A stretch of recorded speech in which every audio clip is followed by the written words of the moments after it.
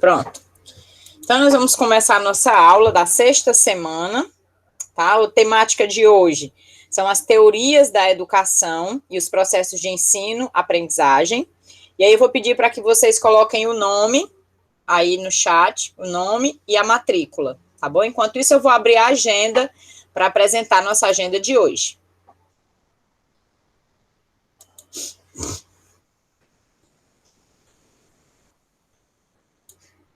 Boa tarde, Pedro Paulo.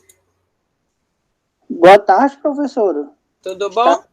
Tudo. E com a senhora, tá tudo bem? Também, graças a Deus, tudo tranquilo. Só espirrando muito, acho que é o tempo.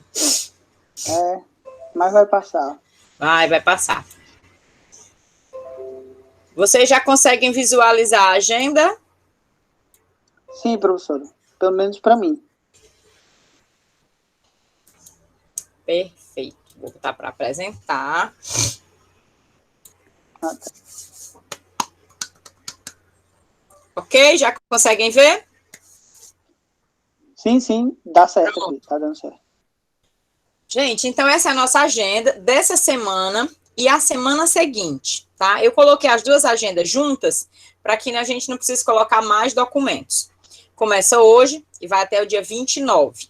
A aula de hoje, as teorias da educação. Na aula que vem, a gente finaliza, iniciando a aula com as correções sobre a atividade que eu vou passar hoje, que é a análise das situações de ensino. E a gente vai continuar com a temática sobre as abordagens ou as teorias de ensino da educação física, tá? Então, essa é a nossa temática de hoje e da semana que vem, do dia 22 até o dia 29. Os objetivos, tanto dessa aula de hoje, quanto da aula da semana que vem... Ai, pessoal, o pessoal está entrando aí. Mais um.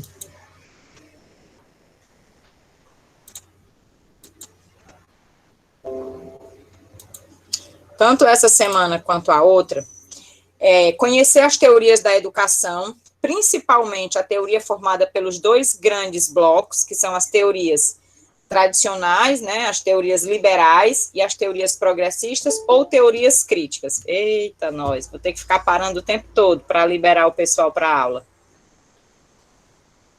Só um minutinho, gente, mais um. Aí eu vou finalizar e depois o pessoal que entrar agora espera um pouquinho.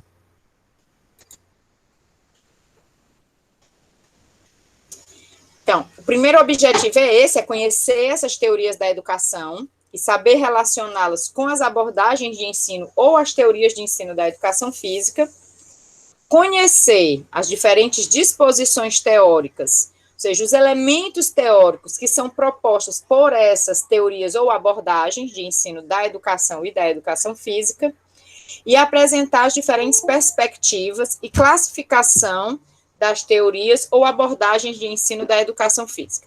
Em geral, no campo da educação física, essas teorias são reconhecidas como abordagens de ensino, tá? Então, elas são sinônimos, teorias da educação física ou abordagens de ensino da educação física, tá bom? Então, a gente vai entender aqui como sinônimos, tá bom?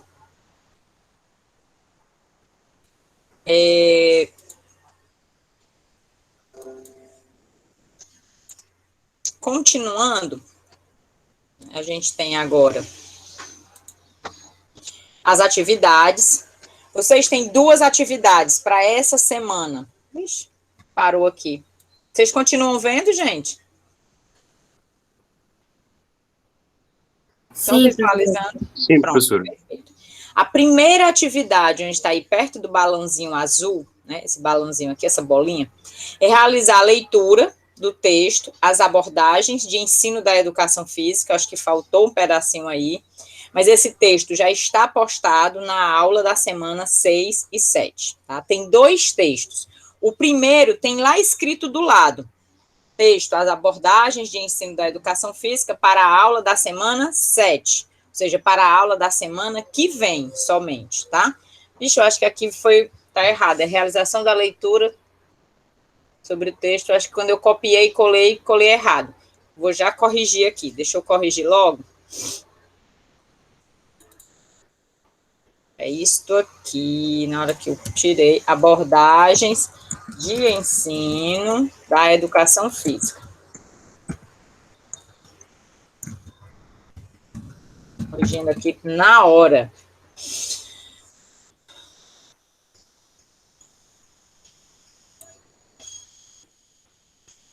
Ok? E o outro é organizar. Então, vocês vão ler esse texto.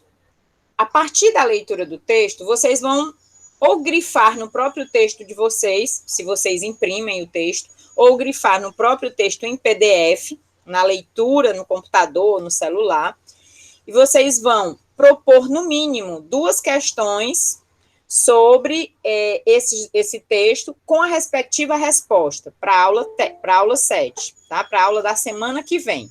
Então, qual é a tarefa? Ler o texto sobre as abordagens de ensino da educação física. Após a leitura, fazer 2 perguntas com a respectiva resposta. Professora, mas se eu não tiver a resposta, posso só colocar as ideias gerais? Pode, tá? Supondo que você fez uma pergunta que você acha que a resposta não está no próprio texto, porque é uma dúvida sua, você pode trazer também a pergunta para a aula. Não é para entregar, a gente vai fazer uma discussão, um diálogo na aula sobre essas perguntas que vocês vão apresentar, tá? A ideia é que vocês vão colocar essas perguntas ou no chat ou então em alguma ferramenta que eu vou tentar encontrar, tá? Para todo mundo, acho que no Mentimeter, aquele Mentimeter, acho que é alguma coisa assim. Ou lá naquele programinha, ou eu vou encontrar outra estratégia para que vocês possam colocar as perguntas e a gente dialogar sobre essas questões. Não vai dar tempo todas as perguntas, mas creio que algumas perguntas vão ser semelhantes, tá bom? Então, aí tem a leitura. Pronto, pode falar. O texto é da semana 7, né? Isso, tem aí, ó, o texto, abordagens pedagógicas da educação física. É a leitura do texto para a semana 7. Lá no SIGA, vocês vão encontrar, eu vou mostrar aqui para vocês. Lá no SIGA, tem a aula da semana, não tem a semana 6, certo? Que é essa que nós estamos. Mas nessa aula da semana 6, já tem o texto para a semana 7, que é esse aqui, ó. 1, 2, é o terceiro ícone. Deixa eu visualizar como aluno, que é melhor. Deixa eu visualizar como aluno, que aí vocês visualizam exatamente como está lá no SIGA. Só um minuto. Vocês estão visualizando a minha tela? Sim. Sim. Está no SIGA, né? Vou visualizar aqui como aluno. Pronto. Aí vocês vão lá, pronto. Aqui onde tem semana 6, estão vendo aí, ó? Que vai do dia 15 até o dia 22, que até terça que vem, o primeiro, segundo, o terceiro ícone. Vocês vão só clicar nele, tem lá, texto, semana 7. É exatamente esse texto aqui, ó. As abordagens de ensino da educação física. Tem aí a referência, Luiz Antônio Silva Campos, tá?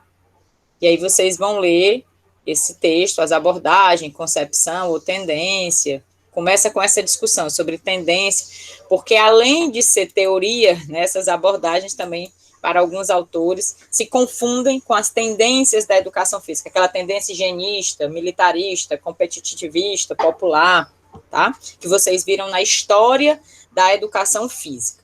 Então, tem aqui, ó, arquivo, contexto para leitura, semana 7. Tá? Tá bem explicadinho aí, para não ter dúvida.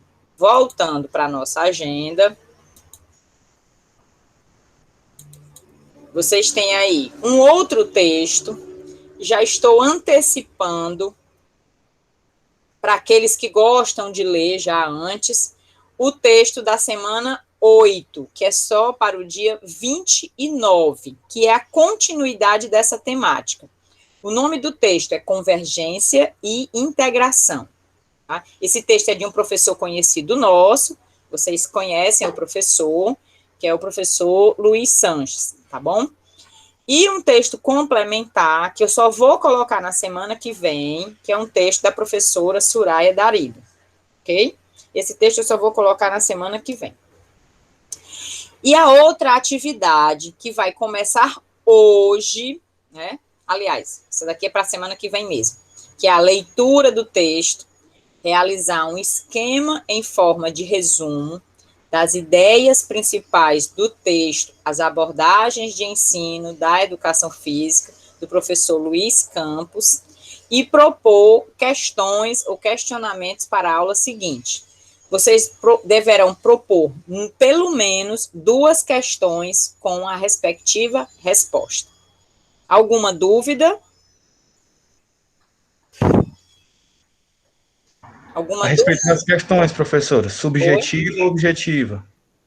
Aí fica a critério de vocês. Pode ser as 2 objetivas, então as 2 subjetivas. Pode ser as 2 objetivas ou as 2 subjetivas, fica a critério de vocês, não tem nenhuma determinação, tá? O importante é trazer essas questões para a gente dialogar sobre elas na aula, tá bom? A partir da leitura desse texto, só do texto de abordagens, tá? Se quiser fazer questões A, B, C, D, perfeito, a gente traz e discute. É até legal, porque aí se aproxima dessa temática que cai tanto em concurso, né? Professora, aí no caso, a gente vai ter que encaminhar um arquivo para a senhora ou só apresentar mesmo? Não, vocês só vão trazer para a aula, tá? Tranquilo, beleza. Na aula, eu vou sortear alguns nomes. Eu vou chamar Guilherme, Samara, né? Pedro, Lucas, e aí vocês vão ler a questão, ou eu vou colocar um programinha para vocês colocarem na tela aí para que todo mundo leia a pergunta e a gente vai dialogar sobre a questão, tá bom? Alguém levantou a mão ou quer fazer alguma pergunta? Não, professor. Foi eu, Pedro. É porque eu ia perguntar à senhora se eu podia também participar desse momento aí. Porque eu queria dar a minha contribuição também, entendeu? Sobre... Não entendi. Não, é porque eu queria participar também como aluno, entendeu? No sentido de fazer as questões, de ler o texto. Sim, tranquilo. Claro. Sem problema nenhum. Não é uma participação, é quase uma obrigação. Você vai apresentar, sim, Pedro. E aí, a outra atividade, essa nós vamos começar na aula de hoje. Vocês vão realizar a leitura das situações de ensino, que já está postado. São 6 situações de ensino. E vocês vão responder as questões. Vocês vão escolher duas dessas situações, contanto que não seja que a gente vai discutir na aula de hoje, a gente vai discutir coletivamente, vamos dialogar coletivamente sobre 2 situações nessa aula, e as outras situações vocês vão escolher 2 para responder as questões, tá? As mesmas que vão ser feitas aqui na aula. Essa sim, vocês vão ter que postar lá no SIGA até o dia 22. Minha sugestão, terminada a aula de hoje, vocês, logo em seguida, já pegam os 2 outros tempos da aula, de 4 até as 6. Imagine que vocês estão na sala de aula, lá no IEFS, para já fazer as questões para entregar nesse mesmo dia de hoje. Então, aproveitem o tempo da aula de hoje. Terminou a aula, já tenta fazer as questões, tá? Então, aí é só uma leitura, uma citação para a gente refletir, tendo em vista que a disciplina de didática, ela tem esse objetivo de propiciar essa reflexão sobre o fazer docente. Tem uma citação de Freire que fala o seguinte: a educação de que precisamos, em tempo de tão rápidas e, às vezes, inesperadas mudanças, principalmente esse nosso tempo atual, né, em que os professores tiveram que se adaptar, né, às tecnologias, tiveram que se adaptar a um novo formato de aula, e estamos ainda aprendendo sobre esse novo formato, né. Então, nesses tempos de tão rápidas e inesperadas mudanças, não pode ser a que nos deixe quietos, conformado, ou seja, essa mudança não pode ser aquela que nos deixa quietos, conformados, discretos e indiferentes, mas pelo contrário. Essas mudanças devem ser aquelas que nos abra a porta à inquietação, à inconformidade, à curiosidade incontida, à impaciente paciência. Tá? Então, é uma citação lá de 1990, embora o texto seja de 2014, né, mas ela é de 90 e alguma coisa, é um livro que foi reeditado. A gente percebe o quão atual, né, é essa citação aí de Freire para o nosso contexto. Então, não deixe de realizar as tarefas da semana para evitar acúmulo de atividades, e prudência e equilíbrio sempre, tá? Então, aí, aqui tem um errinho de português, o A pelo M, impaciente, pronto, ok? Então, essa é a nossa agenda. Alguma dúvida da agenda? Professora, antes da professora introduzir qualquer conteúdo, Pronto, eu queria Guilherme. fazer uma pergunta a respeito de, assim, pelo calendário, né? Hoje já é 15, e a respeito das notas. A professora já está próximo de aplicar alguma avaliação, algo do A tipo? gente já está fazendo avaliação. Os Ah, trabalhos, os 2 que vocês fizeram, o preenchimento do formulário, o trabalho que vocês fizeram e essa atividade de hoje já contam, e a próxima atividade são 4 atividades para a primeira nota, tá? A primeira tranquilo. nota, ela vai ser fechada quando vocês entregarem a 4ª atividade, tá? Por enquanto, nós estamos na 3ª. Vou só conferir aqui no Siga. Só um minutinho, atividade, pronto. Tarefas. Não vai aparecer, não. Tenho que sair desse perfil de aluno, visualizar como docente. Só um minutinho. Tá lento, meu Siga. Professora, Oi. enquanto a senhora está aí procurando Pode falar, encontrar Caio. essa questão das tarefas, eu queria saber se dá para eu te fazer logo uma pergunta. A senhora me Dá, responder. É claro. que assim, eu queria que, se for possível, a senhora esclarecesse para mim, de uma maneira mais, digamos assim, sucinta possível, a diferença que há entre pedagogia da educação física, se é que existe pedagogia da educação física própria, abordagens e a realidade da didática. Como é que esses termos se diferenciam e como é que eles se relacionam de alguma forma, entendeu? Entendi. Assim, nós não temos uma pedagogia da educação física, tá? Então, a gente não tem uma pedagogia específica. Assim como a gente também não tem uma didática específica da educação física. Esse termo é até equivocado, essa didática específica da educação física. O que é que aconteceu? A partir da década de 90, quando houve aí um grande movimento, né, em prol das teorias críticas nos processos de ensino, houve aí um redimensionamento da didática. Houveram alguns eventos, tem até um texto da professora Vera Maria Candal, que é no livro A Didática em Questão, que aborda exatamente esse, eu estava até dando uma olhada nele ontem, inclusive. Ele aborda essa discussão sobre as mudanças que ocorreram na didática na década de 90.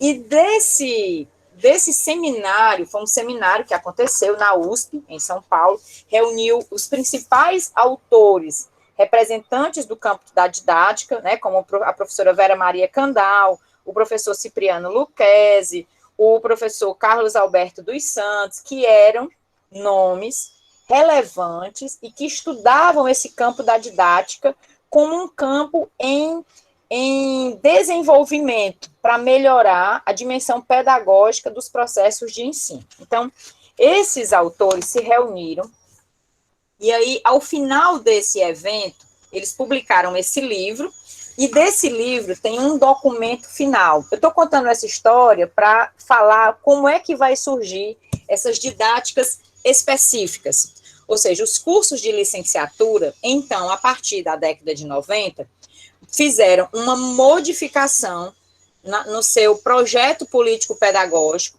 né, a partir das diretrizes curriculares dos cursos, e aí cada curso quis criar a sua própria didática. disciplina de didática, não uma didática própria, entende? Existe o campo da didática, que é o campo para todas as licenciaturas. Todo curso de licenciatura, obrigatoriamente, tem que ter, no mínimo, uma disciplina de didática. Antigamente, o que é que a gente tinha? A gente tinha uma didática geral, que era uma didática de 6 a 8 créditos, e uma didática específica, que era uma didática que trabalhava com os conhecimentos e com os processos de ensino específicos de cada área. Vamos dar um exemplo. A área a disciplina, o componente curricular educação física, tem especificidades que são bem diferentes do componente curricular matemática, que se difere do componente curricular língua portuguesa, física, história, geografia. Então, essas áreas começaram também a entender que era preciso professores específicos das áreas para dialogar sobre as especificidades de cada componente curricular. E aí, o que é que aconteceu? Na década de 90, a gente teve aí essa separação entre duas didáticas, uma didática geral e uma didática específica. O que era a didática geral? A didática geral era aquela disciplina que discutia todos os aspectos que envolviam a educação, tendo em vista que os componentes curriculares, eles estão inseridos dentro da escola para proporcionar os processos de educação em geral, né? E esses componentes, matemática, história, geografia, língua portuguesa, língua estrangeira, artes, eles colaboram para a formação desse indivíduo, para o seu processo de educação, como uma das etapas da educação básica. E aí, nessa década de 90, separou a didática, e o que é que fizeram? Algumas universidades fizeram concursos para essas disciplinas específicas da didática, e continuou tendo aí a didática geral. Essa didática geral era ministrada por professores que tinham formação nesses cursos de pedagogia, né? E a didática específica era ministrada pelos professores, né, da própria área, do próprio curso. Mas aí o que é que a gente tem? A gente vem de vários governos que não têm investido, de certo modo, na educação e nem na educação superior. E a gente vem já há alguns anos, desde o governo, por exemplo, de Fernando Henrique, com uma defasagem muito grande no número de professores nas universidades. E aí, como os cursos de licenciatura, as faculdades de educação, eram aqueles responsáveis por ministrar a didática para todos os cursos, isso foi se tornando inviável. E aí, o que é que aconteceu? Retiraram a didática geral e ficou somente a didática específica. E dentro da didática, né, da educação física, que é essa disciplina que a gente tem hoje, didática específica da educação física, o que é que acontece? Ela trata tanto dos aspectos que envolvem a didática como um todo, no âmbito da pedagogia, porque a didática é um ramo da pedagogia, como a gente já viu desde a aula passada, ela é uma disciplina do campo pedagógico da pedagogia, né? É uma área da pedagogia. E só um minutinho, gente, que é da reitoria, eu vou ter que atender, tá? Só um minuto.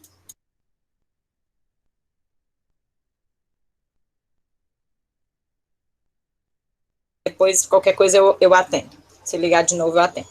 Então, e aí o que é que aconteceu? A gente hoje tem uma didática específica da educação física, mas essa didática, ela não é uma didática da educação física, porque não existe. É apenas para tratar dos aspectos didáticos e pedagógicos dessa área de conhecimento que é a educação física, certo? É muito mais nesse sentido. Deu para entender, Micaela? E as abordagens? Pronto, aí vamos lá para as abordagens. Só ver aqui o que é que a reitoria quer comigo. Só um minutinho, tá, gente? Só tem que ligar aqui, porque estão pedindo para eu entrar em contato.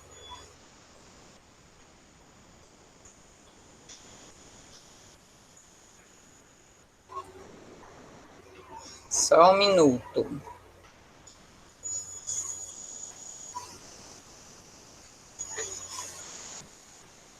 Então, as abordagens representam também na área da educação física movimentos que foram realizados por alguns docentes e professores, escritores, vamos colocar assim, né, na área, que tentaram mapear algumas ocorrências. Só um minuto.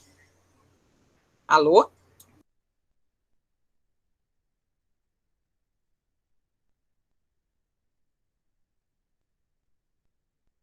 Pessoal, só um pouquinho, tá? Um minutinho só. Se quiserem ir dialogando.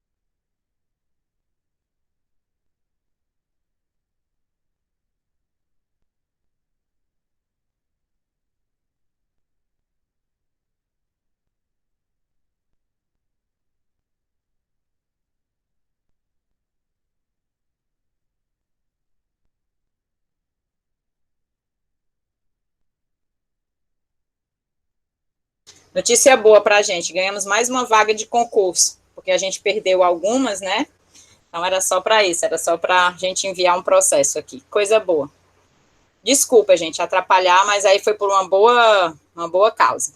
Então, Micaela, esses movimentos, né, chamado de abordagens de ensino da educação física, ou tendências da educação física, ou teorias da educação física, na verdade, não há um consenso na área sobre essa terminologia, né, alguns autores, e aí ainda tem outra, né, teorias, abordagens, tendências ou currículos, e aí eu vou te explicar por quê. O professor Marcos Garcia Neira, estou falando de trás para frente, ele não denomina as abordagens de abordagens, ele vai chamar de currículos, porque ele entende que essas grandes áreas de conhecimento, ou essas grandes abordagens que temos na área, de certo modo, elas indicam, ou elas propõem modos dos professores fazerem opções por conteúdos, metodologias e princípios pedagógicos, que são elementos essenciais para a estruturação de um currículo, tá? A professora Surada Arido, que foi uma das principais autoras, né, a partir da tese de doutorado dela, ela fez o doutorado dela na área da psicologia do desenvolvimento e da aprendizagem, e quando ela terminou a sua tese, ela foi uma das, como é que a gente chama? Pioneiras, isso, foi uma das pioneiras em tratar do termos abordagem. E por que ela chamava abordagem? Porque ela identificou, a partir, né, da pesquisa empírica e de campo que ela fez, ela identificou que os professores tinham determinados modos de operar e desenvolver a sua aula, tá? Então, vamos supor que eu fosse professor lá na década de 90, e eu utilizava muito na minha aula os esportes, tinha uma visão muito tecnicista, fazia com que os alunos repetissem os movimentos para aprender a dimensão técnica, que conhecessem os aspectos técnicos, biológicos, cinesiológicos e biomecânicos do movimento. Então, ela, a partir dessa visualização desse campo, ela deu uma terminologia que foi chamada aí de abordagem esportivista ou tradicional da educação física. Então, a abordagem de ensino foi uma terminologia trazida para o campo da educação física com esse intuito de dimensionar como se dava o processo de ensino do professor com relação à aprendizagem dos alunos, né? Então, a abordagem de ensino, elas trazem a característica de como o professor opera, né, o seu estilo e o seu modo de ministrar os conteúdos na relação com os alunos, tá? E aí a gente tem um outro autor na área, que é o chamado Paulo Giraldelli Júnior, que na tese de doutorado dele também, ele fez um estudo teórico do que se tinha produzido na educação física desde 1930, que foi desde a introdução da educação física, né, como prática trazida pelos métodos ginásticos para o Brasil. E aí, o que é que ele fez? Ele fez esse mapeamento, e ao mapear, ele indicou que o Brasil seguia algumas tendências, ou seja, os professores todos daquele período, eles tinham, de certo modo, algumas características que indicavam que eles operavam de determinados modos. Então, vamos imaginar que as tendências são as grandes formas de operar da área, que são materializadas pelas abordagens que os professores utilizam. Então, é como se as abordagens estivessem dentro dessas grandes tendências. Vou dar um exemplo. A gente tem a tendência higienista. Dentro da tendência higienista, para colocar em prática essa tendência que durou aí no Brasil até 1950, de forma mais marcante, a gente teve aí as abordagens, né?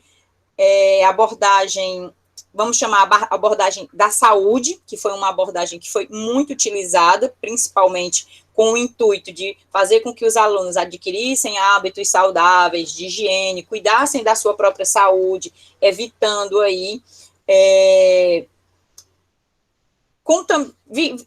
a contaminação, tendo em vista que naquele período histórico era um momento em que não se tinha ainda um grande desenvolvimento como a gente tem hoje de vacina, de cuidados sociais com redes de esgoto, saneamento. Então, naquele período, as pessoas precisavam educar-se para a saúde. Então, a gente tinha aí uma determinada abordagem que trabalhava muito com essa dimensão da saúde. Logo em seguida, a gente teve uma tendência militarista, onde a gente teve a abordagem tecnicista, com um grande desenvolvimento do esporte. Em seguida, a gente teve aí a abordagem pedagogicista, a tendência pedagogicista, onde a gente tem dentro dessa tendência as abordagens construtivista, interacionista, abordagem da psicomotricidade, né, e aí também um pouco da abordagem já desenvolvimentista. Então, a gente tem o grande campo da educação física com algumas tendências que marcam grandes períodos, né? Não vamos dizer grande não, que marcam alguns períodos históricos e que são denominados pelo Paulo Giraldelli como tendências da educação física. E a gente tem ainda um outro autor, que é o professor Mauro Betti e o Walter Bratt, que chamam aí de teorias pedagógicas da educação física. Ele tem um artigo, que é um artigo já desde 1992, se eu não me engano, que é Teorias Pedagógicas da Educação Física, onde ele vai chamar essas teorias ou abordagens, como o Giraldelli chama, tendências, e a Suraya chama de abordagem, o Mauro Betti e o Walter Bratt, eles vão chamar de teorias pedagógicas. Então, é mais uma questão só terminológica. Né? Para explicar, eu tive que trazer esse resgate histórico para a gente poder entender. Professor, pronto. Desculpa de interromper, mas assim, seria demais pedir à senhora que fizesse um pequeno esforço e escrevesse isso que a senhora está falando. Porque eu acho isso tão interessante, de verdade. Só que a senhora falou tanta coisa que eu não consegui acompanhar aqui para escrever. Então, toda a senhora foi falando, eu achei... Para fazer tipo um esquema nesse... Isso, nessa realidade de pedagogia, a didática. A senhora pode fazer isso, por favor? Posso sim. Não para agora, né? Para vocês, posso. Assim, infelizmente... Não tem um livro, eu não consegui, não acho ainda, um artigo em que tenha um pouco disso, sabe? Parece que isso fica muito no campo de que todos nós já sabemos, né? Porque a gente lê aí, vai lendo a história da educação física, e parece que fica subentendido que essas coisas estão claras, mas eu tô entendendo o que você está colocando, isso não é tão claro. Né? É claro para muitos de nós que já vem acompanhando, né, essa tradição histórica da área, mas acaba sendo confuso mesmo na dimensão para os estudantes, nesse sentido deles fazerem melhor essas ligações. Tá? Mas eu posso fazer isso sim.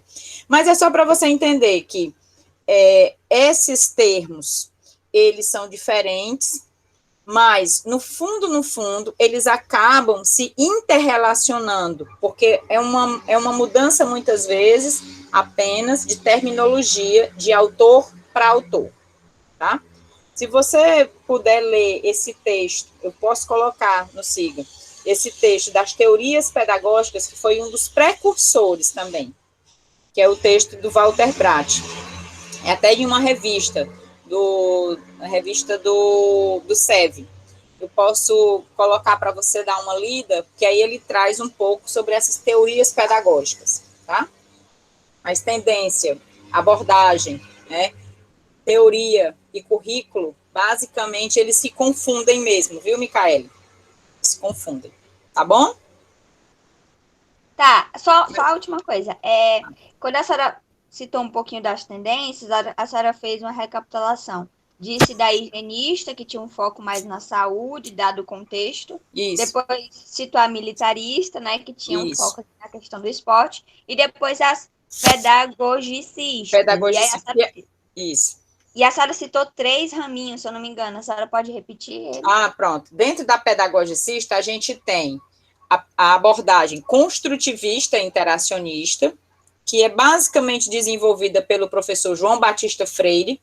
A gente tem a outra, que é a psicomotricidade, que foi trazida para o Brasil pelo francês Le Bouche, que estava vivendo no Brasil à época, e a abordagem desenvolvimentista, que já foi no finalzinho, que tem um aspecto mais globalizante, de compreensão do indivíduo, né, nessa sua integralidade, porque envolve os aspectos cognitivos, físicos e motores, tá? E social, que é aí do Gotani, que é um professor que ainda está vivo, que é da Universidade de São Paulo. Então, essas são as principais. E tem a outra, que são já a tendência, vamos dizer assim, a tendência mais crítica, ou a tendência progressista da área, que enfoca aí, principalmente, as abordagens mais críticas. A abordagem crítico-superadora,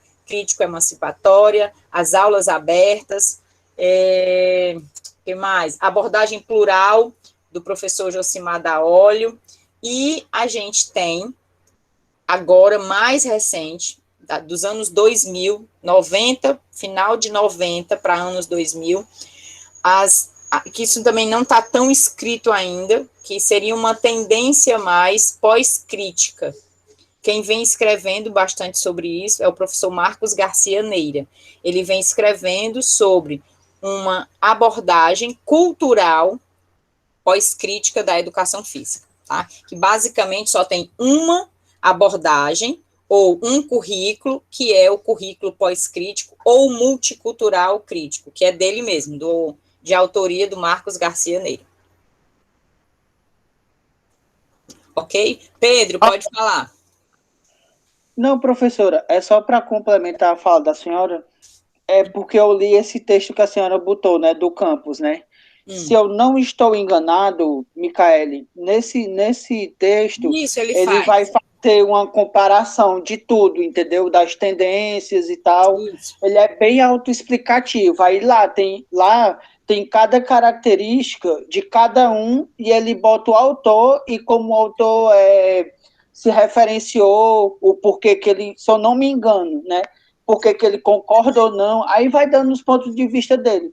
Ele é bem muito interessante esse texto. Foi um texto que... Pode falar, Paulo. Não, foi um texto que eu estava até querendo lembrar para a senhora, para botar para os meninos de currículo, entendeu? Aí Sim. Eu estava querendo lembrar do autor só. Do texto eu sabia, só não sabia Mas do autor. Ele não faz a relação com a didática, Paulo. E o que ela perguntou foi em relação também à didática. Ele não faz nem com a didática, nem com a pedagogia.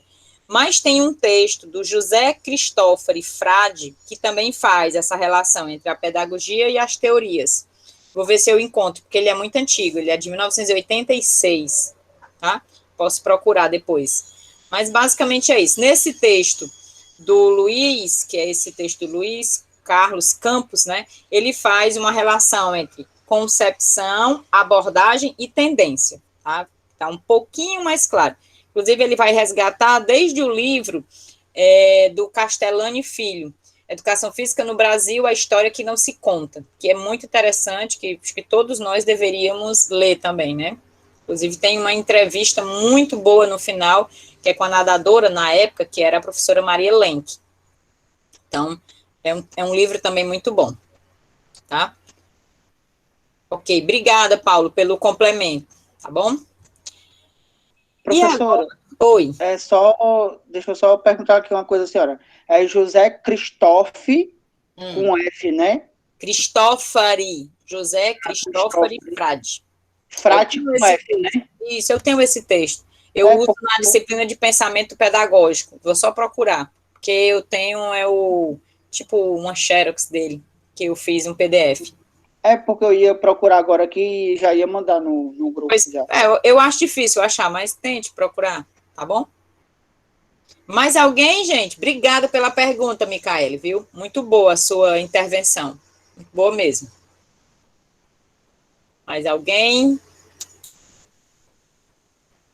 Não. Então, vamos aqui para a nossa temática, que envolve exatamente isso que a Micaele perguntou, porque a nossa própria história também da educação física, ela vai se confundindo também com os momentos da educação, né? Ele vai perpassar esses momentos também da educação. Vou passar aqui a apresentar. E aí me comprometo, viu, Micaele, a fazer esse pequeno esboço sobre isso que você perguntou, tá? Vou apresentar para vocês. Aqui eu fiz alguns slides bem simples para a gente entender as teorias da educação a partir do campo da educação, tá? Do campo da didática, de como é que a didática, como disciplina do campo da educação, ela estuda essa temática. E por quê, né? A gente estuda as teorias da educação. As teorias da educação, elas não são teorias lineares, tá? Elas não acontecem e terminam, começa outra, elas ainda estão, todas elas, inseridas nos processos de educação nas escolas, tá? Inclusive, a gente tem até hoje a influência do próprio ensino ou da teoria tradicional. Por quê? A gente tem a escola como uma instituição que está em volta, ou seja, está inserida dentro de condicionantes sociopolíticos, econômicos e culturais. Toda a nossa ação na sociedade, né, ela está envolvida por esses três grandes aspectos. E quando o professor ele está dentro da escola, o professor ele exerce um determinado papel social. E esse papel social do professor, ele tem relação com o papel social que a escola desenvolve, né? E essa escola está inserida dentro da sociedade. E essa sociedade informa algumas concepções que devem ser desenvolvidas dentro dessa escola. Portanto, esse papel do professor, ele é um papel que sofre influências, né? Tanto das concepções de homem e de mulher, que ele traz, como das concepções de sociedade que a gente vive hoje. Uma sociedade dividida em classes, né? A gente tem a classe A, classe B, classe C. Antigamente era uma leitura muito entre proletários e proletariados. Hoje a gente já tem aí muitas outras ramificações, né, dentro dessa sociedade dividida em várias classes. A gente tem também alguns modos de operar do professor no sentido de compreender o aluno. O professor, ele tem algumas concepções, e essas concepções ele traz a partir do seu próprio processo de formação. E aí entra a disciplina de didática, exatamente para nos fazer rever esses conceitos que nós trazemos, né? Um conceito, por exemplo, é quando eu entro na escola como professor, ou quando eu estou na universidade como professora, ou como vocês estão hoje na disciplina de didática como estudantes, né? Vocês já passaram por todo um percurso formativo anterior, onde vocês se socializaram com várias concepções de ensino de vários professores. e continuam a fazer isso dentro da universidade. Então, vocês tiveram professores que acreditaram que vocês eram seres que não sabiam nada, que vocês estavam ali para aprender tudo. Eram seres vazios, eram seres que estavam ali para aprender os ensinamentos que o professor tem para repassar para vocês. Existem outros professores que entendem assim, não, os alunos já chegam na escola, ou já chegam na minha disciplina com alguns conhecimentos prévios, e o meu papel é socializar esses conhecimentos que eu trago com os conhecimentos que eles já apresentam, para que juntos possamos construir novos conhecimentos. Essa é uma outra concepção de compreender o aluno. E ainda tem aquela concepção que acha que o aluno é que tem que fazer tudo, que ele tem que buscar os seus próprios meios e caminhos para construir esse conhecimento, que ele não pode receber nada de mão beijada, vamos dizer assim, né? Então, essas formas de compreender o aluno e de compreender os processos de ensino, elas implicam exatamente em como o professor vai desenvolver os seus métodos de ensino para fazer com que os processos de aprendizagem, eles ocorram. Só que todos esses aspectos, o papel da escola, os conteúdos que são escolhidos para serem ensinados, a concepção de sociedade como uma sociedade imutável, e, portanto, se eu tenho essa concepção de uma sociedade que eu não vou poder transformar, o meu ensino vai por um caminho A. Mas, se eu sou formado com o intuito de propor a transformação, eu vou para o caminho B, é o outro caminho, tá? A concepção de homem como um ser acabado e que, portanto, esse homem está formado já, ou um homem em processo de construção, em processo de aprendizagem, em processo de transformação. Isso implica também em relações professor-aluno, no modo como eu me relaciono com o aluno, como um ser superior e os alunos seres inferiores, ou como alunos que são seres que vão precisar fazer os seus próprios percursos e eu sou aquele que vai ali dar a luz para que eles sigam, vou mediar, ou eu estou aqui numa relação horizontal na qual eu ensino e eu aprendo ao ensinar. Os pressupostos de aprendizagem, da mesma forma, tem as concepções de que o aluno vai aprender tudo do professor, tem aquelas concepções de que o aluno vai aprender tudo do ambiente, e tem aquelas concepções que o aluno vai aprender na interação entre o que o professor apresenta, o ambiente e as relações que eles estabelecem com os outros alunos. Tá dando para entender, gente? É muita informação, na verdade. Eu sei, mas a gente precisa ir conectando esses termos para compreender como é que se insere aí a didática. Até aí, tudo bem? Professora, estão falando aqui que está indo, né? Estão conseguindo. Tu falou com ânimo, quase me convence, Pedro. É porque para mim tá meio assim. É o quê? É porque para mim tá até assim também. Ah, tá. Tá entendendo, não?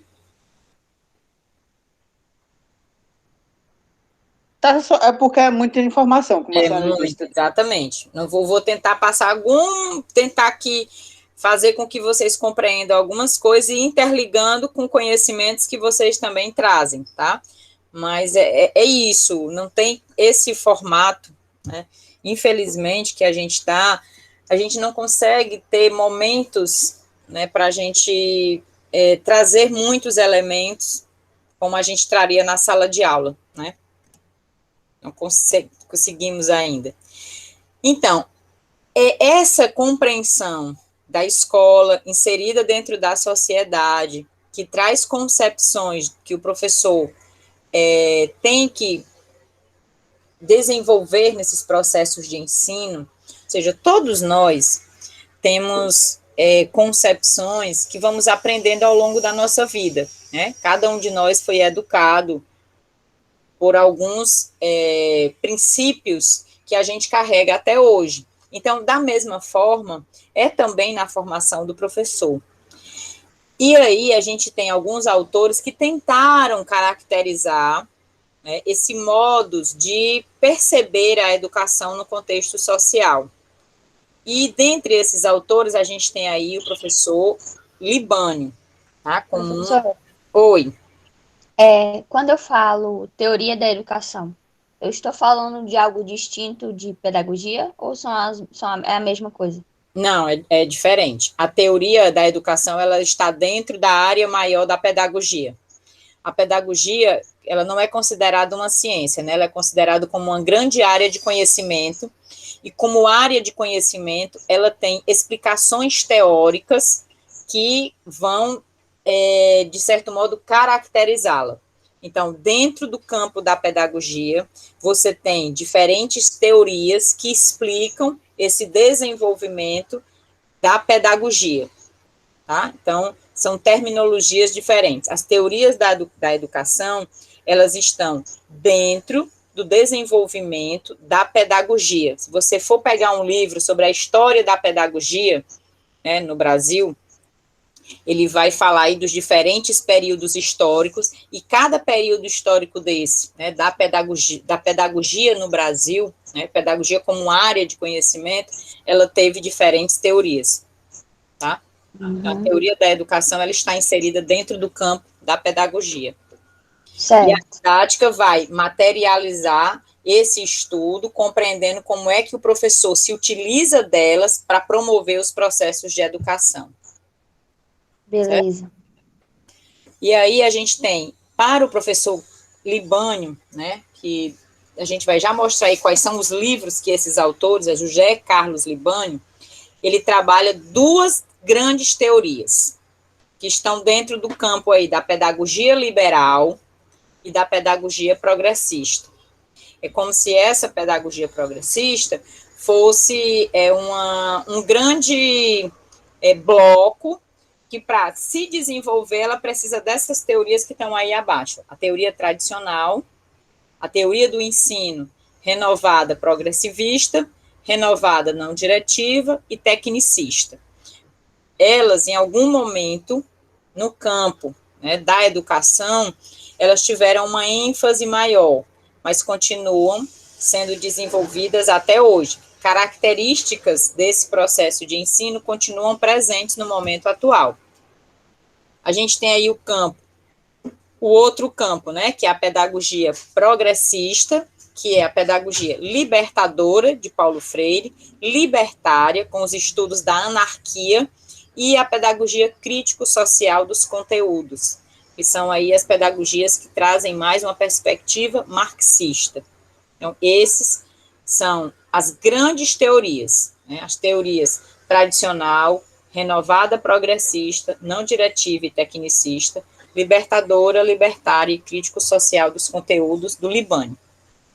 São esses dois grandes campos. Vocês não precisam decorar isso agora, vocês precisam compreender só, porque a gente vai voltar a falar sobre isso.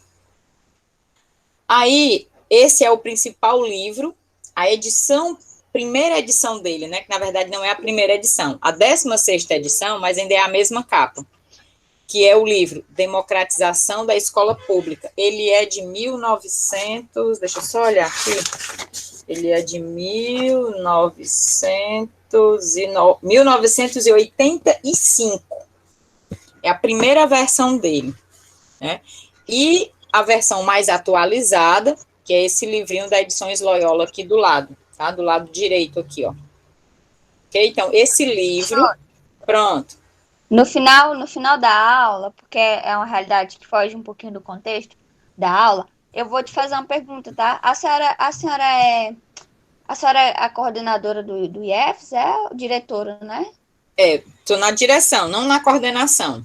Direção, pronto. Isso. Acho que a senhora pode me responder. Aí depois eu faço a pergunta, tá? Tá ótimo, tranquilo, tá? Então, esses são os dois livros. É um livro só, porque esse outro é mais recente, que tratam aí dessa temática, tá? Em geral, esses autores, o Libânio e o Saviani, são as duas grandes referências da didática no Brasil. Tá? São as grandes sumidades, vamos dizer assim. Tudo que é do campo da pedagogia se inspiram nesses autores aí. A gente tem o outro autor, que é o Demerval Saviani. que trabalha com as mesmas terminologias que o Libânio, embora ele traga terminologias de teorias diferentes. Para o Saviani, existem dois grandes campos teóricos na pedagogia: a pedagogia liberal e a pedagogia progressista, da mesma forma. Tá? O que caracteriza uma e a outra? Principalmente que a pedagogia liberal, ela visa a manutenção da sociedade, do status quo atual. E a pedagogia progressista, o nome já diz, ela vê uma perspectiva de transformação. E aí, nessa pedagogia liberal, que vê a reprodução, ela vai entender que os alunos estão ali apenas para receber conhecimentos e aplicar esses conhecimentos na sua vida de modo irrefletido. E já a pedagogia progressista, ela tem uma perspectiva de transformar, portanto, de questionar, né, de fazer com que os alunos eles tenham uma curiosidade de aprender, sejam alunos empoderados no sentido de querer saber o porquê das coisas, né, de transformar. Então, essas duas pedagogias, elas têm modos distintos de promover os processos de educação e de ensino. Para Saviani, a pedagogia liberal está dividida em 3 teorias: teoria tradicional, ou pedagogia tradicional, pedagogia nova e pedagogia tecnicista. Já a pedagogia progressista, nós temos a teoria do sistema de ensino como violência simbólica, a teoria que foi o texto que vocês leram, tá, dele, a teoria da escola como aparelho ideológico do Estado, ou seja, fazer essa crítica de a escola é um aparelho ideológico do Estado, que vem lá da perspectiva de Althusser. Vocês devem ter estudado já em algum momento. E a teoria da escola dualista, de dizer, ora, a escola nem só transforma e a escola nem só reproduz. Pode ser que a escola tenha esse duplo papel e que aí, na relação desse duplo papel, a gente tem uma virada de chave e uma quebrada de curva, vamos dizer assim, tá? E aí a gente tem aí esses momentos de pensar fora da caixa. O principal livro do Saviani que trata desse tema é o livro Escola e Democracia. Esse aí é o principal livro do autor, que já está na 42ª edição. Se eu não me engano, o texto que eu passei para vocês é de 1986, porque ele é um clássico também na área. As outras 2 formas de teorias são dadas pela professora Maria da Graça Nicolete Mizukami e por Paulo Giraldelli Júnior. Na verdade, o Paulo Giraldelli Júnior é o mesmo que vai escrever mais à frente sobre as tendências da educação física. Tá? Ele é pedagogo, mas também da área da educação física. Ele tem essa formação e, por isso, ele vai escrever também sobre as teorias da educação física. Ou, segundo ele, as tendências e não teorias. Professora. Oi. As ideias do John Dewey não está dentro. Isso. Não está dentro da pedagogia nova, não, do slide anterior? Isso, exatamente. A teoria educacional do John Dewey é a mesma coisa do que no Brasil ficou conhecido como escolanovismo, tá? Ou, segundo a Mizukami, a teoria humanista ou humanista, tá? Certo. Tem aí o seu caráter. No livro dela, ela vai trazer exatamente a influência aí do Dewey na pedagogia humanista, tá bom? É ele que vai ser reconhecido aí como na pedagogia humanista, que é a mesma, basicamente é a mesma. E a gente tem, para Mizukami, a teoria tradicional, que, para o Giraldelli, é a mesma do Herbart, tá? O que ele vai chamar de teoria educacional de Herbart é a teoria tradicional em todas elas, que são aqueles procedimentos que todos nós conhecemos. A aula centrada no professor, o aluno como aquele que vai receber o conhecimento, O professor trabalha a partir da memorização, da técnica, da repetição, tá? Obrigada. A gente tem aí a Mizukami, a teoria comportamentalista, com os autores principais, porque assim, a Mizukami, ela faz uma análise a partir da psicologia, por isso que ela vai usar mais os autores da psicologia, tá? Skinner, Rogers, Piaget, Vygotsky, esses autores.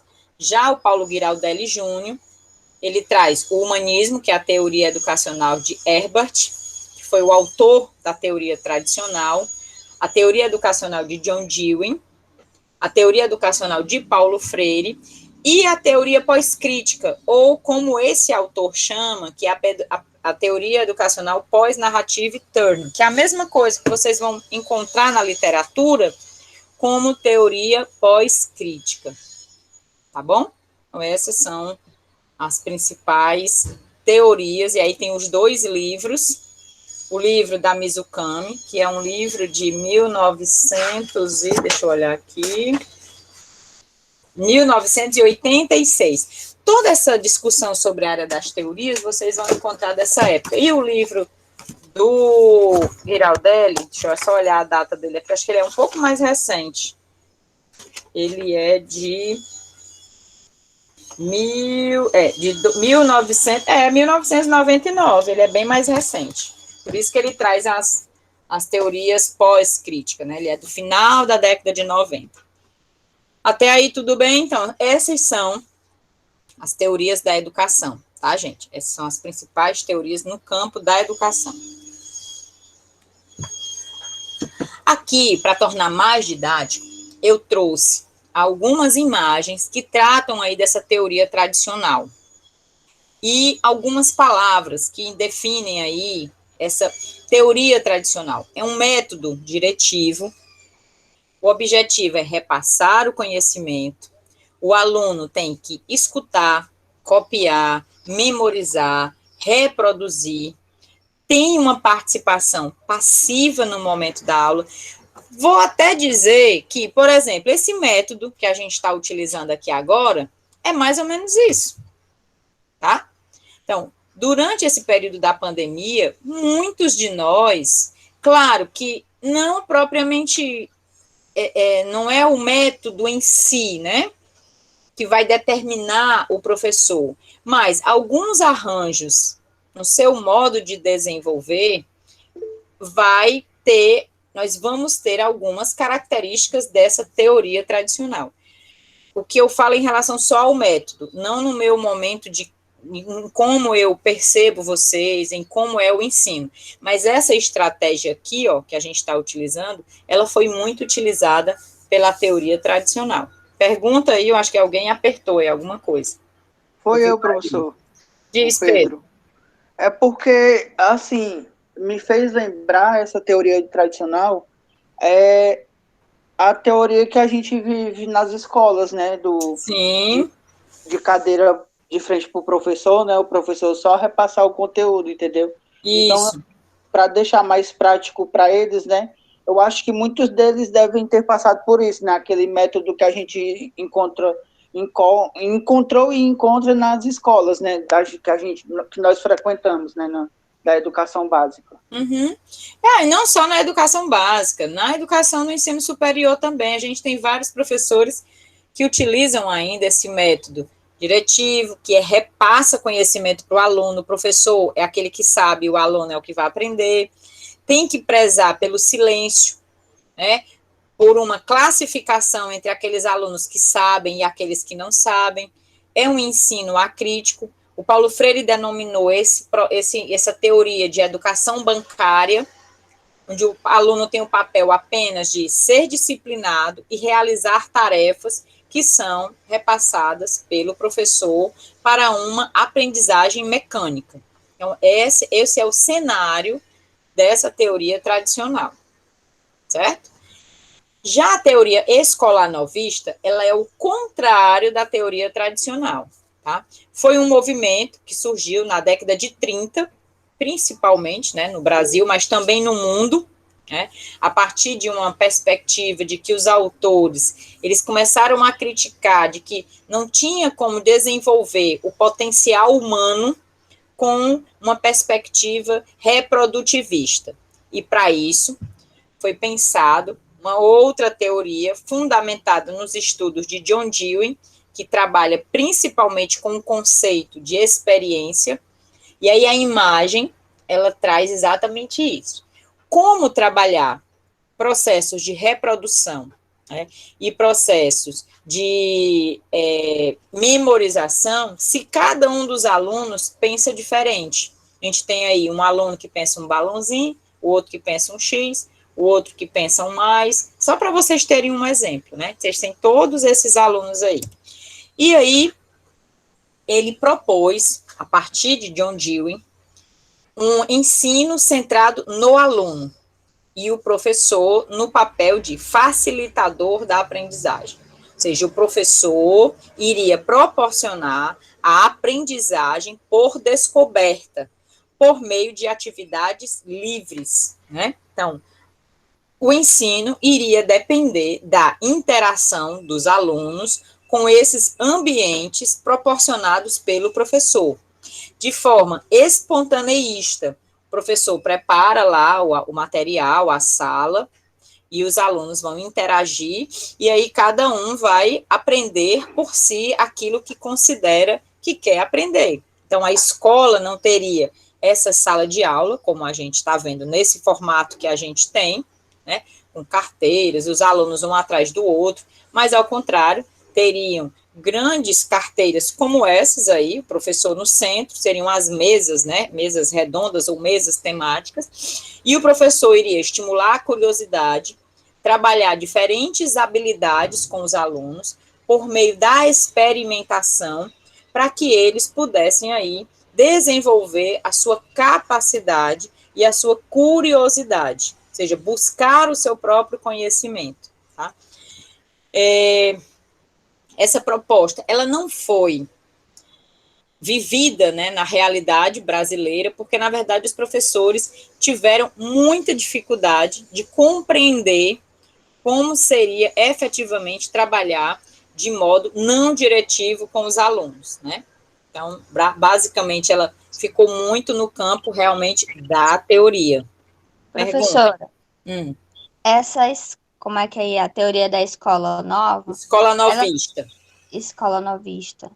Ela não é esse tipo de escola que a gente tem agora, de ensino integral, onde o aluno também tem um ensino técnico.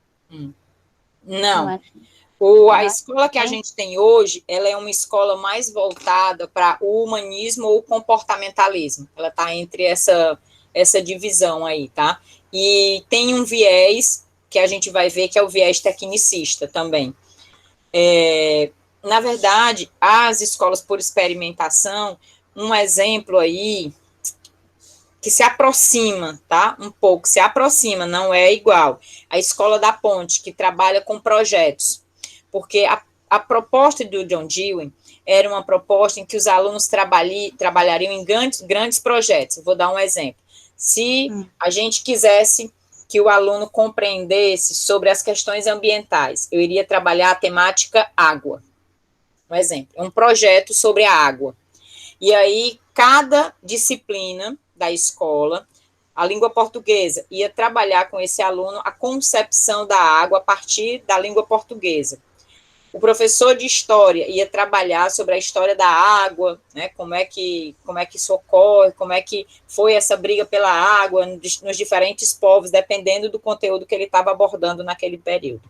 Mesma coisa, a disciplina de ciências, a matemática. Então, seriam projetos integrados, onde o aluno vai vivenciar isso a partir de um projeto na prática, e vai tirar dali esses conhecimentos dessas disciplinas, entende? Então, uma das formas que se tentou introduzir na experiência prática na escola foi por meio dos projetos, tá? Então, vocês vão conhecer essa teoria a partir da teoria de projetos, mais ou menos isso.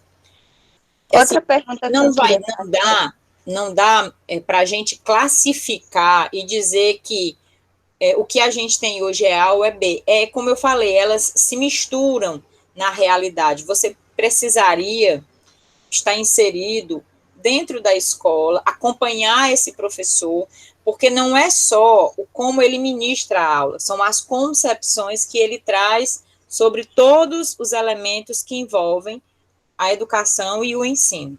Pode perguntar, Carla. Era ainda sobre a tradicional, eu queria saber se é a mesma coisa dizer teoria tradicional ou teoria clássica. É a mesma coisa. Mesma coisa. Isso, Beleza. mesma coisa. Mesma terminologia. Já a teoria tecnicista, ela vem com o advento, né, de fazer com que foi desenvolvida no Brasil depois da década de 50, quando precisava-se de mão de obra, né, para sair de uma economia agrária para uma economia industrial.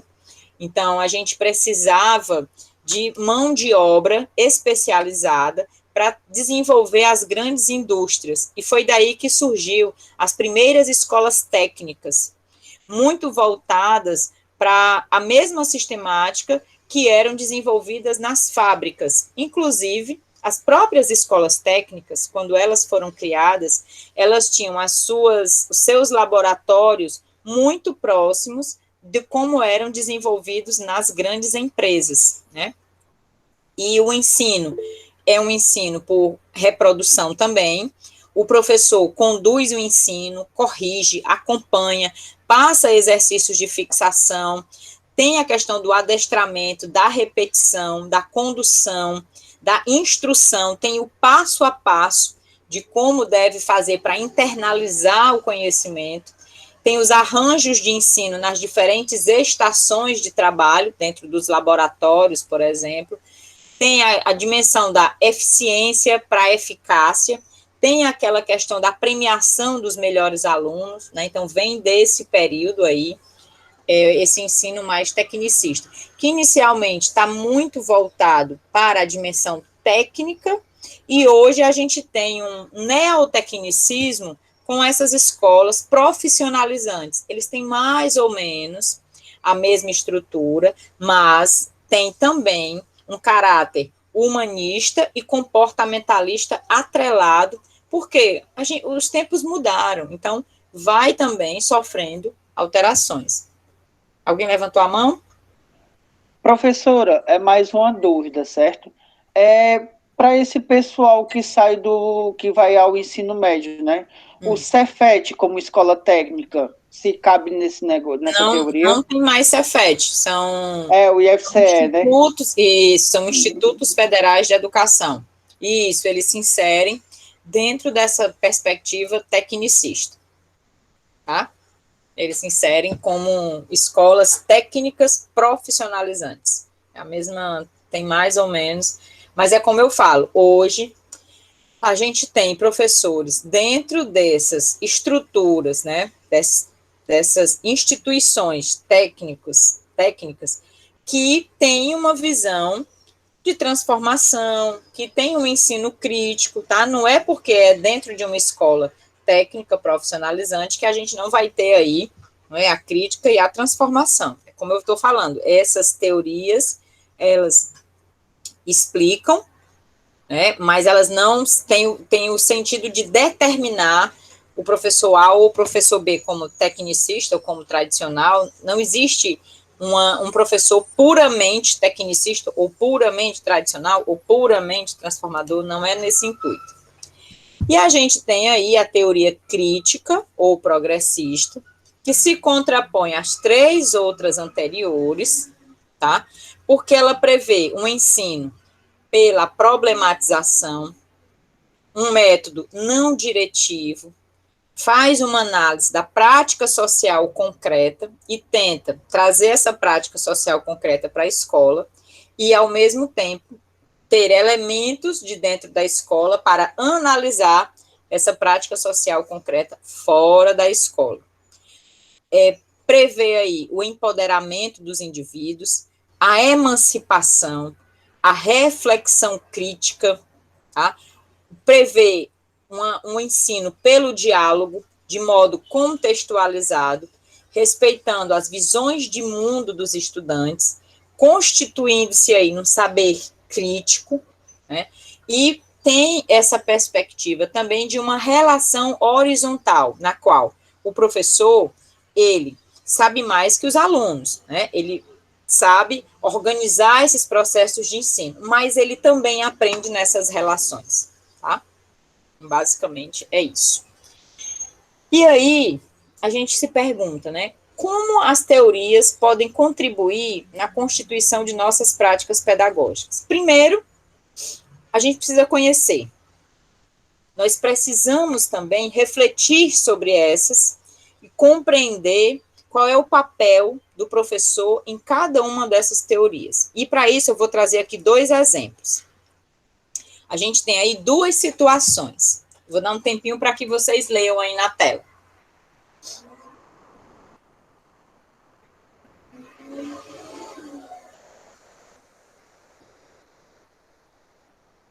Dá um tempinho para que vocês leiam. E aí a gente vai ler junto já já.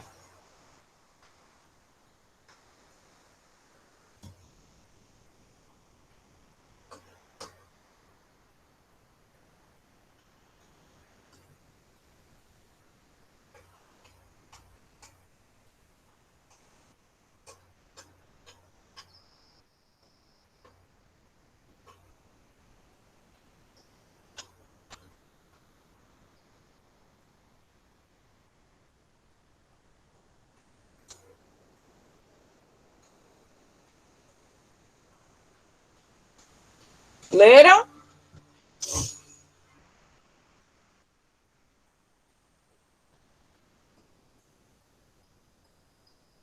Leram, gente? Estão dizendo que sim aqui, professor.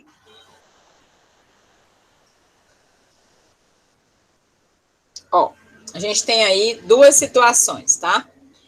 O professor chega na aula, após o aquecimento para o início da aula, os alunos são colocados em fila, ou seja, um atrás do outro, são várias filas. Em direção a uma tabela de basquete, imagine uma quadra, de um lado a gente tem filas e do outro filas para os alunos começarem a arremessar a bola na tabela, e o professor comanda para que o grupo realize, né, o movimento de bandeja. Todo mundo sabe o que é uma bandeja, né? Você vai em movimento, aquele direita, esquerda, solta a bola, ou esquerda, direita, solta a bola. Se eu estiver do lado direito, eu vou entrar com o pé direito. Se eu estiver pelo lado esquerdo, eu vou entrar com o pé esquerdo e fazer um movimento de bandeja para arremessar a bola, que é um movimento muito utilizado nos jogos de basquete. O grupo repete esse exercício até que cada aluno tenha realizado 10 arremessos. Realizou 10 arremessos do lado direito, 10 arremessos do lado esquerdo. O professor vai sugerindo correções nos movimentos dos alunos. Após os arremessos, o professor organiza o jogo de basquete, explicando as principais regras. E aí os alunos jogam, tá? Essa é a situação 1. Vamos lá, a situação 2.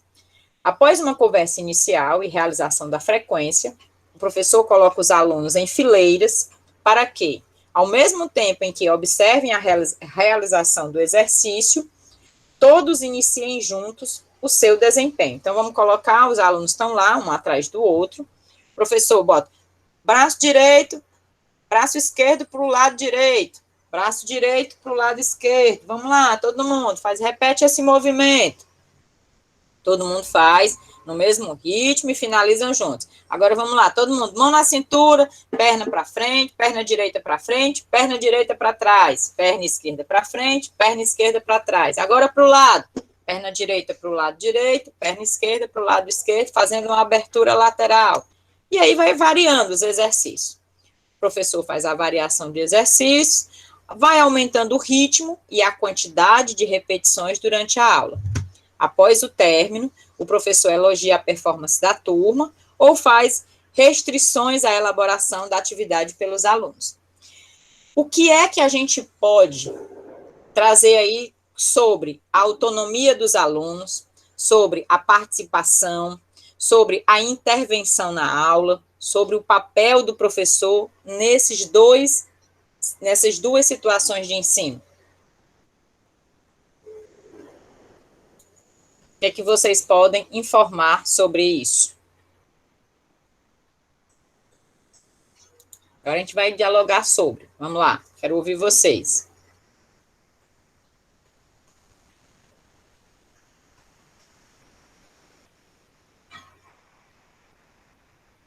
Ninguém? Eu achei a segunda forma mais lúdica. A primeira forma é muito...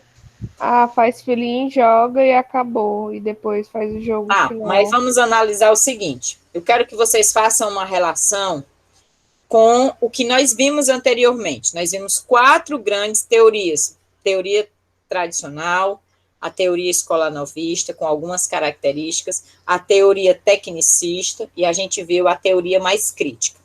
Essas teorias têm alguns procedimentos por parte do professor e alguns papéis que são desenvolvidos pelos alunos na aula. Eu quero que vocês façam essa relação, né? Em qual aula o aluno tem mais autonomia? Para dialogar, para perguntar, para criticar, para aprender junto com o professor? É na teoria tradicional? É na teoria tecnicista? É na teoria escola novista? Se aproxima da teoria crítica? É esse movimento de reflexão que eu estou pedindo para que vocês façam. O segundo exemplo, ao começo parecia que estava vindo com uma perspectiva mais crítica, mas aí no desenrolar da aula aí voltou assim, ser mais parecido, mais semelhante a algo mais reprodutivista, tradicional. Isso. Muito bom, Railon. Quem mais? Na primeira está mais tecnicista e na segunda mais escola novista. Para mim, eu acho, né? Tá.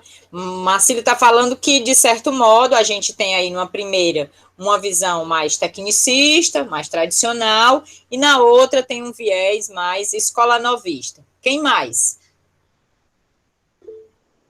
Agora não, Pedro, vamos esperar os meninos falar primeiro, depois você, mais na frente, você traz aí algumas informações. Você já fez a disciplina.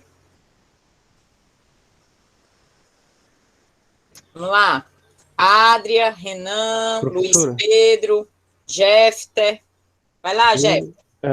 Professora, eu acredito que assim, na primeira situação, é descrita de certa forma, uma atividade em que é apresentado uma única movimentação a ser realizada pelos alunos, por intermédio do professor. Daí, no final, a gente não repara nenhum tipo de, digamos, o que acontece na segunda situação, em que há uma conversa, um compartilhamento, de certa forma, uma expressão por parte do professor de um feedback, né? Tipo, vocês acertaram nisso, vocês precisam melhorar nisso. Eu acredito que na primeira situação encaixa bem uma realidade tradicional, uma realidade mais tradicional. E na segunda situação, eu acredito que encaixa ao mesmo tempo uma escola novista e uma tecnicista, porque ele usa durante a aula muitas movimentações em que vão desenvolver outros tipos de habilidades em cada aluno. E no final é que ocorre esse compartilhamento e essa conversa entre aluno e professor, de certa forma, mas aparentemente é mais por parte do professor do que pelo aluno, mas ainda assim cabendo um pouco aos alunos poderem participar desse momento. Certo. Muito bom, Jefter. Quem mais?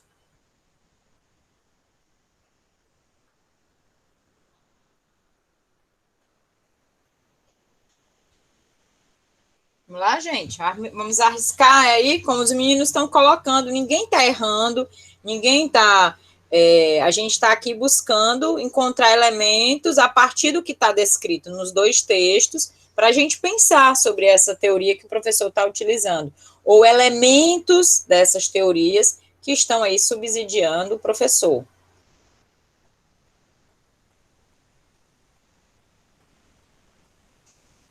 Ninguém mais? E a primeira vai, Railon. Porque não parece haver nenhum tipo de troca entre o aluno e o professor, né? E o aluno só executa, realmente é muito tecnicista. Bem estranho para a gente que já conhece as outras perspectivas, outras teorias. Uhum. Mas tu acha que isso não acontece mais na educação física atualmente? Acontece, sim. Ah, tá.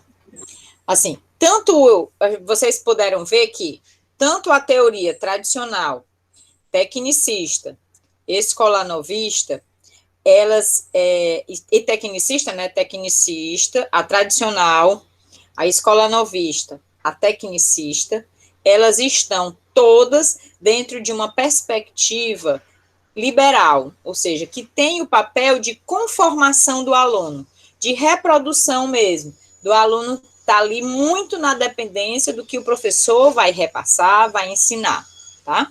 Embora na escola novista a gente tem aí o aluno sai desse centro, o aluno vai ser o centro do processo, mas ainda vai ficar muito na dependência do professor, porque o professor é esse elo aí entre o aluno e o conhecimento, tá? Então, as duas situações aí, elas visam essa conformação. Nenhuma das duas tem uma perspectiva crítica, tá? Elas estão realmente dentro de uma perspectiva mais liberal e mais tradicional de ensino, né? Com viés mais tecnicista e escolanovista, realmente, como vocês colocaram.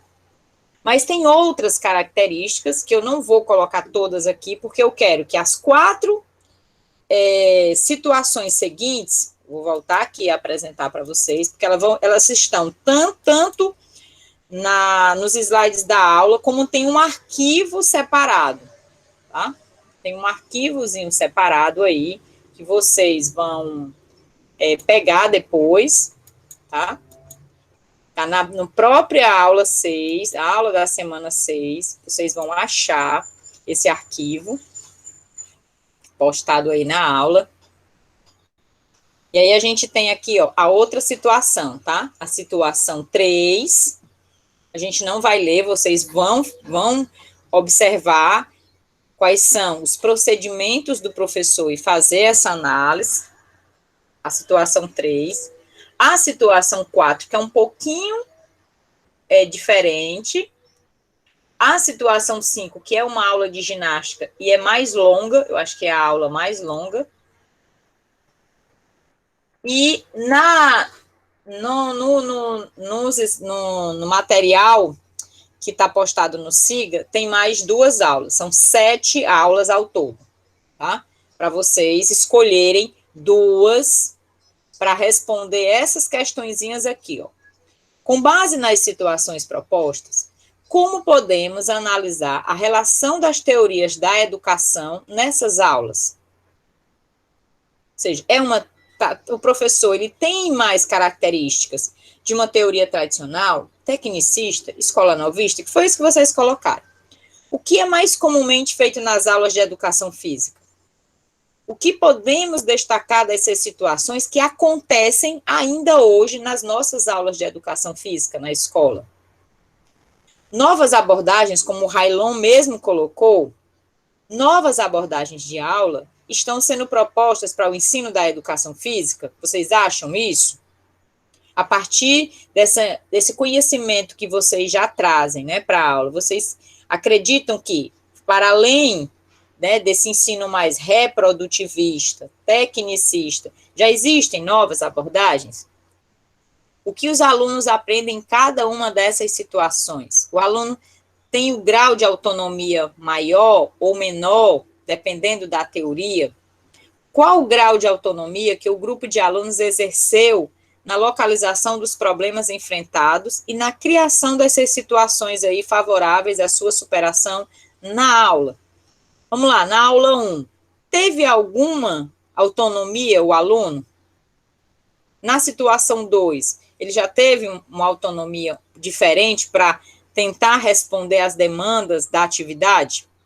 como o professor se posiciona perante essa autonomia. Então, essas são as questões que vocês vão refletir, vão responder, e a minha sugestão é que terminou essa aula, dá um intervalo, lancha alguma coisa, e aí volta, enquanto está ainda, né, as ideias ainda estão aí fresquinhas. Aqui no Siga, ó, vocês vão encontrar, vou pegar aqui na principal. Só um minutinho, vocês falam já. Aqui, ó, vocês têm aí, situação de ensino para análise das teorias da educação. Vocês vão abrir esse arquivo. Só não pode ser a situação 1 e a situação 2. Vocês vão escolher ou a situação 3 e 4. Estão vendo aí? Não, né? Estão, gente? Então, ou a situação 5, ou a situação 6, ou a situação 7. Vocês vão escolher entre a 3, 4, 5, 6 ou 7. Vocês têm 5 opções para escolher 2, tá? Então, não escolham pela maior ou pela menor, tá? Porque a maior também é bem simples, a situação 5 é muito bacana. Todas elas são exemplos concretos de aula que ainda estão presentes na educação física. Eu já estou dando uma pista aí, tá? Para vocês pensarem. Então, vocês vão escolher 2 e vão fazer um pequeno texto contendo aquelas questões que estão ali. Não precisa responder uma a uma as perguntas, faz uma única reflexão. É só uma pequena reflexão, ok? Não é, as questões são para nortear a reflexão de vocês, não para prender vocês e ter que responder cada uma delas. Leu lá a situação e tenta relacionar com as 4 grandes teorias que a gente viu hoje, ok? Dúvidas? Pronto, Paulo, fala o que você queria falar, já que ninguém mais quis comentar as situações. Não, professora, era só sobre a situação mesmo de ensino, né, que tem, a minha opinião é que ficou muito nessas questões de teoria tecnicista e tradicional, entendeu? Sim. Mas, professora, são 2 perguntas que eu quero fazer à senhora, né? O livro do Libânio, né, aquele clássico que é a didática e a educação física, eu acho, se eu não me engano, né, que tem um livro, acho que o Massudo indicou até pra gente. Ele pode ser utilizado para... Qual é o livro? É o de didática? É, o de didática. Pronto, eu passei o capítulo 3 para os meninos, tá? Qual é a pergunta? Não, era só para perguntar mesmo se servia para os meninos, entendeu? Para eles lerem também, né? Sobre a questão do Libânio, entendeu? Para caso eles queiram, né? Sim, ele já está postado, o capítulo 3 já foi postado para eles. Aí, professora, outra questão assim, pelo que a gente aprendeu das teorias, né? A educação física posta na UES, entendeu? Assim, como questão de vestibular, tá ligado mais à questão da teoria, pode-se dizer que está ligado à questão da teoria tradicional, ou a senhora não pode dar uma opinião concreta? Não tenho como te responder, porque eu não sei quais são as questões que são... Eu não tenho acompanhado quais questões têm caído no vestibular da UES. Não é o fato de ter uma questão ou de não ter que indica uma teoria. Você vai precisar ler as questões para saber aí qual é o que é que está fundamentando, né, as reflexões dessas questões. Então, não tenho como determinar, porque as teorias, elas têm relação com a prática pedagógica. Elas têm relação com o fazer pedagógico do professor, e não com o que ele ensina teoricamente. Tá? Pode perguntar, Rian. Essa última fala agora, nesse último segundo, me deixou um pouco em dúvida até da minha pergunta, mas eu vou fazer da mesma forma. Tá. Eu estava discutindo com um colega sobre a questão da aplicação dos conteúdos. A questão de... Não estou te entendendo direito. Tá me ouvindo? Pronto, melhorou. Eu estava discutindo com um colega sobre a questão da aplicação dos conteúdos. Sim. Que alguns conteúdos, a gente encontra uma maior dificuldade de colocar algo mais crítico neles, porque eles são Dá mais um diretivos. exemplo. Por exemplo, fora um pouco da área da educação física, mas contas de matemática, fórmulas. Sim. Se torna um pouco mais difícil a gente ensinar diretamente com algo mais crítico. E dentro da educação física, inclusive, a gente também tem alguns conteúdos, como, por exemplo, digamos que, eu já citei esse exemplo uma vez, de socorros urgentes, em que a gente vai fazer o número de, fugiu agora a palavra, de pulsações. Manobras, você vai fazer as Isso. manobras, você vai fazer uma imobilização. Pronto. Então é algo mais técnico. Sim. Aí, para minha pergunta, a senhora acha que essas teorias, existe uma teoria melhor para cada conteúdo para a gente aplicar ele? Ou não, o conteúdo ele pode ser aplicado em diversas teorias e não tem uma melhor assim? Assim, ó, a teoria, ela não está diretamente vinculada ao conteúdo, e sim aos processos didático-pedagógicos que o professor adota no ensino desses conteúdos. É isso que vocês precisam desvincular. Não é porque o professor usa, de certo modo, um ensino, né, diretivo em algum momento que ele vai deixar de ser um professor que opta por uma teoria crítica, né, porque isso diz respeito a como ele vê a aprendizagem do aluno, a como ele estabelece essa relação com relação a essa aprendizagem. Eu posso ensinar, vocês vão ver isso nos outros exemplos de aula também, né? Diz respeito a todos os elementos do processo de ensino, e não somente em um único ponto. Não é somente em relação ao conteúdo. É claro que existem conteúdos que vão precisar de um ensino mais diretivo. Por exemplo, esse conteúdo de hoje, né, sobre teorias da educação, exige que vocês tenham leitura desse conteúdo, exige que eu traga exemplos para que vocês possam compreender esse conteúdo. Então, não é o conteúdo em si, mas os diferentes elementos didáticos e pedagógicos que o professor utiliza para fazer com que o aluno acesse esse conhecimento e que ele venha a aprender algo sobre esse conteúdo. Em alguns momentos, vai precisar dessa relação mais direta, em que eu falo e vocês vão dizer, não compreendo, não compreendi, professora, pode dar um outro exemplo? Então, eu estou aqui num papel em que eu respeito os conhecimentos que vocês trazem, eu não deixo de respeitar esses conhecimentos, eu não deixo de fazer com que vocês tentem estabelecer essas relações, e não digo que vocês, por exemplo, não sabem de nada. Então, é a condução, não é em relação só ao conteúdo escolhido. Em alguns momentos, o próprio ensino crítico, ele prevê esse papel no qual o professor, ele está ali como aquele professor que vai tentar fazer a transposição de alguns conteúdos de modo mais direto. E não é o fato de fazer isso que vai dizer que ele é tradicional, ou que ele é A, ou que ele é B. Entendeu, Rian? Não é o conteúdo em si, mas sim os processos de ensino, os aspectos didáticos e pedagógicos, e como eu vejo o meu aluno, que vão aí tecer esses elementos para caracterizar ou não esse professor. Tá? Ficou um pouco mais claro? Deu para esclarecer um pouco melhor. A gente vai indo. Obrigado. Tá. Mas continua, leia as aulas, né, que estão lá postadas, e a gente volta a discutir sobre elas, tá? Eu não vou trazer todos esses elementos, porque aí eu já vou estar, de certo modo, induzindo vocês a pensar de forma A ou B. Eu quero que vocês reflitam um pouco sobre essas teorias a partir dos exemplos, para a gente dialogar melhor, e não eu já trazer alguns direcionamentos, tá?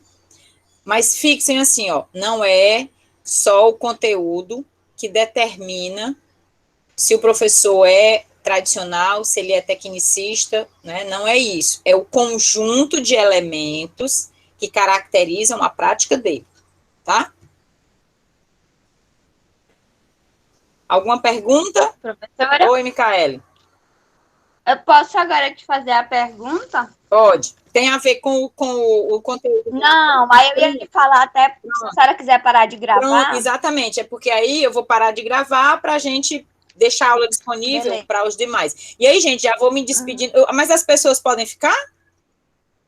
Podem, é um assunto bem legal, eu Pronto. acho. Depois eu vou parar só de gravar para a gente finalizar essa etapa da aula e para a gente já começar os encaminhamentos finais a partir dessa pergunta aí da Micaele, tá bom? Pode perguntar. Bom, professora,